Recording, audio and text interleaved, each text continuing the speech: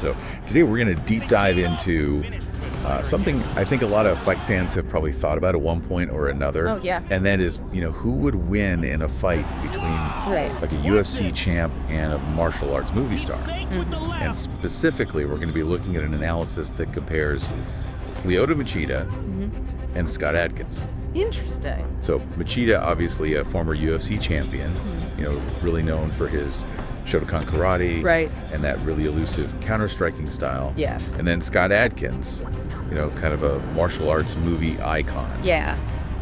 Known for those really dynamic kicks.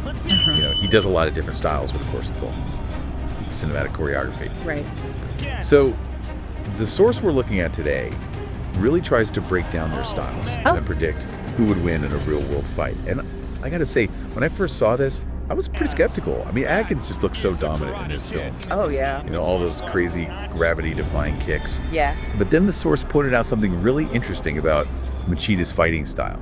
Okay. That made me kind of rethink things.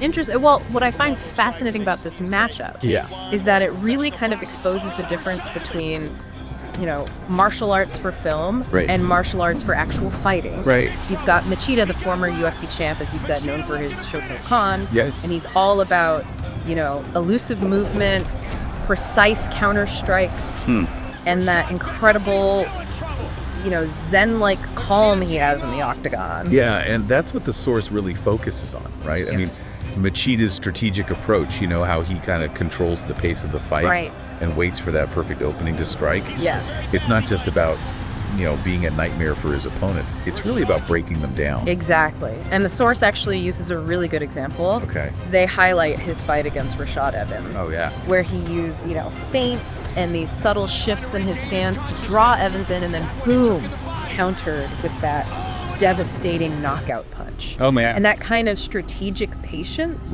combined with his incredible takedown defense, makes him incredibly difficult to actually engage with effectively.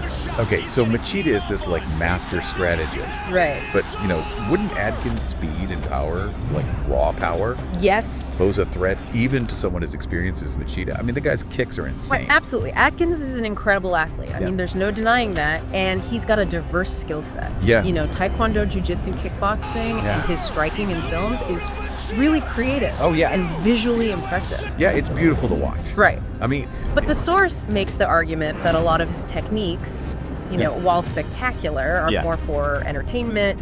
Right. They wouldn't necessarily translate well into a real no-holds-barred fight. So you're saying those high-flying spinning kicks might actually work against him? Well, yeah, because think about it. Machida is a master of timing and distance control. Right. The source suggests that if Adkins tried to go for one of his more elaborate kicks, Machida could use that as an opening to close the distance and land a really precise counter, Wow. Which could very well lead to a knockout. So they're actually predicting a knockout victory for Machida. Yeah, they are. That's pretty bold. It is, and they support this prediction by looking at how each fighter responds to pressure. Machida thrives in the chaos of a real fight, whereas Adkins excels in that controlled environment of a choreographed fight scene. Yeah. And the source emphasizes that real fights are messy. Yeah. They're unpredictable. You've got adrenaline pumping, and it's Machida's ability to stay calm and adapt in that kind of heat of the moment that really gives him the edge. Wow, this has been so interesting. Yeah. It really makes you think about the differences between fighting for film, fighting for real. Absolutely. And it's important to remember, we've been focusing on a stand-up fight here, which is, where both these guys really excel. Right. But what if you throw in grappling and ground fighting? How do you think that would change things?